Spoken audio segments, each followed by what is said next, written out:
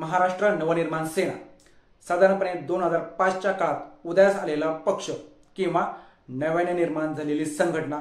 शिवसेना या पक्षाला तगडा आव्हान देणारा पक्ष अशी ओळख करून घेतली, कारण पक्षप्रमुख दुसरं तिसरं कोणी नव्हतं, तर खुद्द ठाकरे घरातीलच एक व्यक्ती होती आणि ती म्हणजे राज ठाकरे।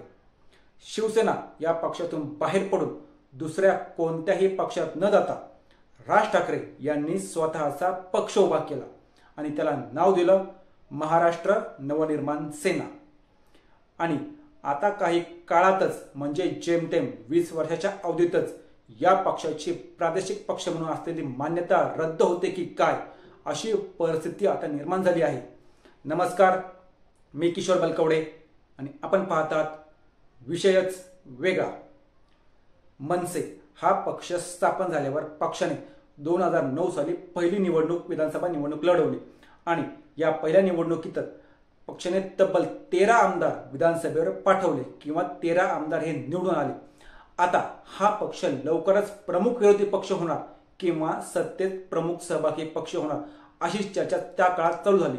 पण काही काळातच पक्षाच्या अनेक नेत्यांनी राज ठाकरे यांची साथ सोडली आणि एवढं होऊन सुद्धा मनसे हा पक्ष तग धरून होता।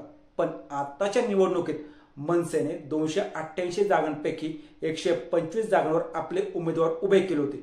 यापैकी एकही उमेदवार निवडून आला नाही आणि मनसेला निकालात फक्त 0 हाच आकडा पाहावा लागला।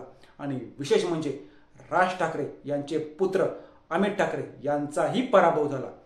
आताच्या निवडणुकीत मनसेने आपले उमेदवार हे इतर पक्षांच्या अगोदर जाहीर केले होते, त्यामुळे त्यांना या प्रचाराला जास्त वेळ मिळाला होता आणि उमेदवारांसाठी राज ठाकरे यांनी राज्यभर सभांचा सपाटा लावला होता।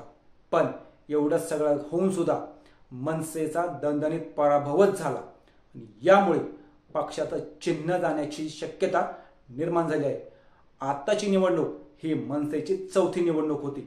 आतापर्यंत जर विचार केला तर मनसेचे उमेदवार हे कायम दुसऱ्या क्रमांकावर असायचे आणि मनसेची जी मतांची टक्केवारी होती ती सुद्धा चांगलीच असायची।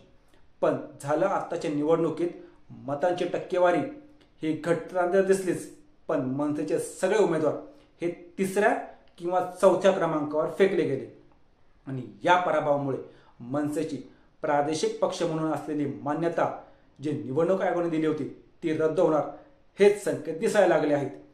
याचा पक्ष म्हणून काही नियम जे असतात निवडणूक आयोगाने दिलेले असतात त्यातला एक महत्त्वाचा नियम असतो, तो म्हणजे पहिला नियम असा असतो की विधानसभेत एकूण मतांपैकी कमीत कमी त्या पक्षाला 6% मतदान तरी झालं पाहिजे किंवा कमीत कमी 2 तरी आमदार हे निवडून यायला हवेत। पण आताच्या विधानसभा निवडणुकीत मनसेला मिळालेली ही एकूण मते निवडणूक आयोगानुसार 1.55% एवढीच आहेत आणि ही आकडेवारी पाहता मनसे निवडणूक आयोगाने घालून दिलेला प्रादेशिक पक्ष म्हणून जी नियमावली आहे ती पूर्ण करण्यात सपशेल अपयशी ठरत असल्याचं पाहायला मिळतं।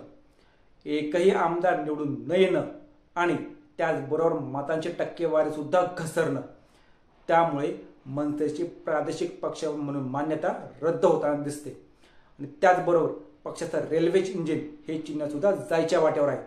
पण याला ऑप्शन म्हणून निवडणूक आयोगाचा एक नियम असा आहे की जर एखाद्या पक्षाची मान्यता रद्द झाली तरी चिन्ह मात्र लगेच जात नाही, तो पक्ष ते चिन्ह वापरून आपला प्रादेशिक पक्ष म्हणून दर्जा वाढवू शकतो। तसं एक पत्र निवडणूक आयोगाला संबंधित पक्षातर्फे द्यावं लागतं, पण हे करताना आयोगाच्या काही नियम आणि अटी आहेत, त्याचं पालन करणं हे त्या पक्षाला बंधनकारक असतं।